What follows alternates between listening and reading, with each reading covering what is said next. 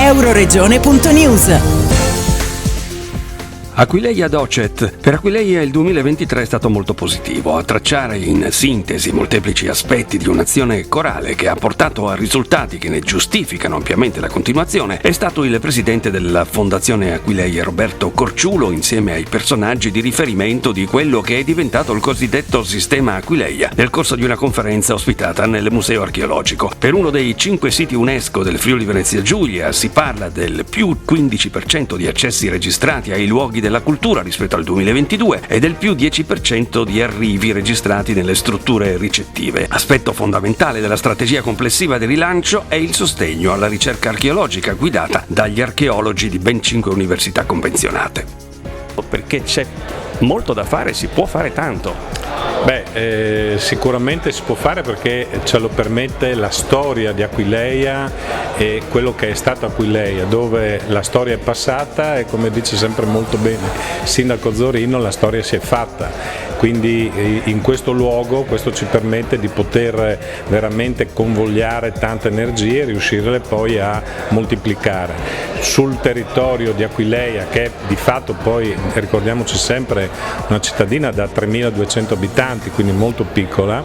però abbiamo appunto avuto 374.000 visitatori nelle varie aree. Abbiamo voluto e stiamo lavorando assieme, abbiamo creato dei tavoli di programmazione comuni che portano avanti i vari progetti e questo ci permette oggi effettivamente di raccogliere parzialmente i frutti, perché chiaramente tutto quello che è stato messo a cantiere lo vedremo man mano nei prossimi anni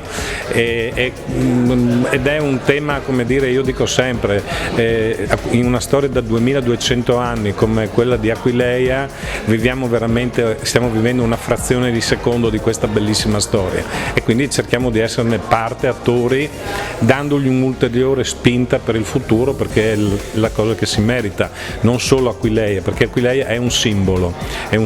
di un territorio, di quello che è un territorio molto ampio, non solo della regione Friuli Venezia Giulia, un territorio che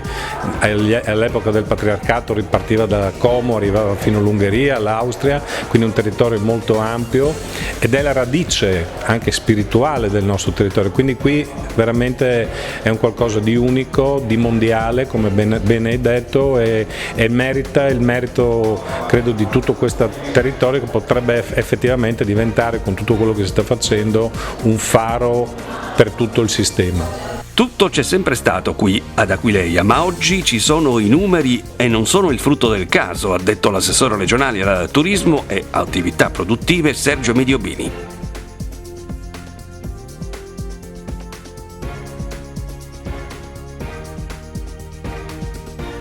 Carta da giocare molto importante per il Friuli Venezia Giulia. Gli investimenti ci sono, il turismo anche. Sì, un'Aquileia che sta, un sistema, l'abbiamo chiamato prima Aquileia, che sta crescendo parecchio, si è presa finalmente consapevolezza dell'importanza di questo luogo, come diceva lei, da un punto di vista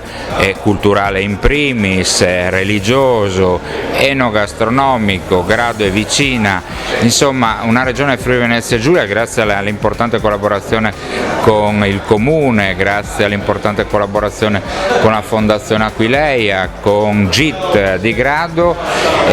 sta lavorando al fine di far crescere ulteriormente questa località, ma mi permetto di dire l'intero territorio. Il presidente del Consiglio regionale Mauro Bordin ha voluto ringraziare tutti coloro che lavorano nel turismo e nella cultura, che rendono possibile tutto ciò che il turista apprezza e permettono di far crescere la nostra coscienza e conoscenza del patrimonio storico, architettonico, naturalistico, ambientale ed enogastronomico di questa regione, così che non sia solamente chi viene dall'esterno a raccontarci le nostre bellezze. Il sindaco di Aquileia Emanuele Zorino ha sottolineato il più 30% di presenze in città dal 2018 ad oggi e la permanenza media del turista, che è di ben 4 giorni, segno che Aquileia non è più luogo di passaggio turistico, un trend al quale la città risponde con l'impegno di 350 volontari del mondo associativo e con investimenti in opere quest'anno per 10 milioni di euro.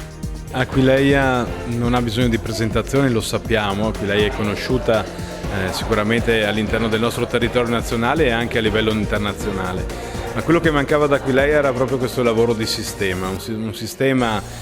corrispondente a tutta una serie di enti che insistono sul territorio dal Ministero alla Fondazione Aquileia, alla Regione stessa, che comunque è molto attenta a quelle che sono le risultanti che da Aquileia arrivano, la Società per la Conservazione della Basilica, tutta la direzione musei col suo museo archeologico, la soprintendenza, le tante associazioni, la comunità che appunto insiste, vive, conosce e sempre di più riscopre quella coscienza di vivere all'interno di un luogo incredibile, un luogo dove la storia è sì passata, ma la storia è stata anche fatta, è stata decisa, e quindi ha una grande responsabilità. La responsabilità è soprattutto quella di cercare di fare il miglior lavoro possibile per poter ottenere dei risultati da quella che è la nostra incommensurabile eredità culturale. Questa incommensurabile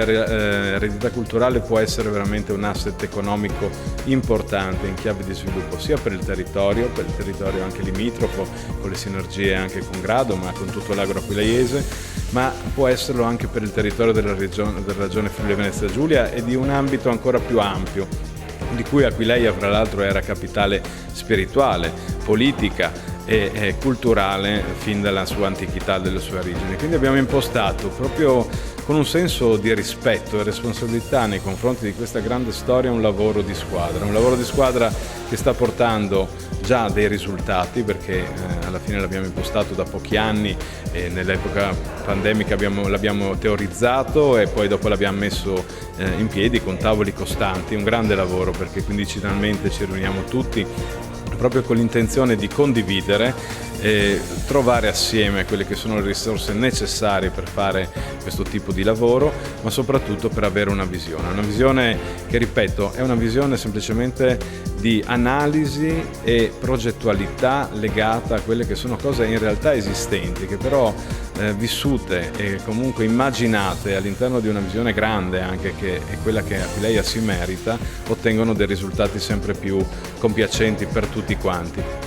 L'attrattività di Aquileia e del suo territorio circostante si palesa anche nei percorsi panoramici esclusivi che riguardano non solo la tratta cicloturistica Alpe Adria, ma anche la linea marittima che consente di esplorare e apprezzare la laguna di Aquileia a Grado. La tratta marittima è stata un successo, ha sottolineato il vicepresidente di APT Gorizia Massimo Mazzarol, e quest'anno il periodo di servizio verrà esteso, non più dal 15 luglio ma dal 1 maggio al 30 settembre. Si punta a realizzare in collaborazione con Promoturismo FVG un nuovo infopoint a partire dal 1 maggio e si riproporrà il centro visita dedicato ad Aquileia all'ingresso della spiaggia principale di Grado, una collaborazione, ha sottolineato Roberto Marin, presidente della GIT di Grado, che sta portando a grandi risultati. Continuano i cantieri e investimenti sulle opere, spiega il direttore della Fondazione Aquileia Cristiano Tiussi. Si concluderanno entro l'anno i lavori sull'immobile Brunner e si è quasi concluso il terzo lotto dei lavori di restauro delle strutture archeologiche del fondo Cal. Nel corso del 2024 sarà definito l'ambizioso progetto del percorso di collegamento turistico archeologico est-ovest, che permetterà di avere una visione complessiva dell'estensione dell'antica Aquileia, dalle mura ad est a quelle poste a ovest della città. Nel Museo Paleocristiano verranno avviati i lavori di riqualificazione del nuovo settore orientale. A questo grande impegno sulle opere si affianca il calendario degli eventi, confermati quelli estivi anticipati dalla Notte dei Musei del 18 maggio, seguiti dalle giornate europee dell'archeologia in giugno e del patrimonio in settembre, gli Open Day dei cantieri di scavo, le aperture straordinarie, le iniziative al Museo Archeologico, al Museo Paleocristiano e in Basilica, all'archeologia sperimentale, i concerti e le passeggiate teatralizzate, il concerto del solstizio nell'antico porto fluviale, la grande rievocazione storica tempora in Aquileia e la 15ª edizione dell'Aquileia Film Festival. Per Aquileia il 2024 sarà anche l'anno della pace, con eventi, riflessioni concrete e manifestazioni di richiamo, che avrà la sua apertura nel concerto di Noah il 17 maggio, e in vista di Go 2025 si predispongono importanti iniziative. Ricca di altissimo livello anche la stagione dei concerti nella Basilica di Aquileia, come annuncia il direttore della Società per la Conservazione della Basilica Andrea Bellavite, con appuntamenti sempre a ingresso gratuito. La Basilica procederà anche con il programma di accessibilità e inclusione. Il Museo Archeologico Nazionale conferma, come dichiara la direttrice Marta Novello, cicli di conferenze di argomento storico, archeologico e archivistico che sono divenuti un appuntamento fisso della programmazione annuale. La direzione regionale Musei del Friuli Venezia Giulia nel corso del 2024 completerà l'intervento di restauro dei depositi del museo. Tra le varie iniziative confermati venerdì d'estate con l'apertura serale straordinaria di Foro, Decumano, Fondo Cal, Domus di Tito Macro, Museo Archeologico Nazionale Basilica, il 5 dicembre verrà organizzata una giornata di confronto e riflessione sui temi legati al patrimonio culturale. Durante tutto l'anno saranno le associazioni del territorio ad animare Aquileia con diversi eventi. Il calendario di questi eventi di Aquileia sarà costantemente aggiornato sul sito discoveraquileia.com, che sarà condiviso e sincronizzato con la piattaforma digitale transfrontaliera Go 2025 Borderless Wireless.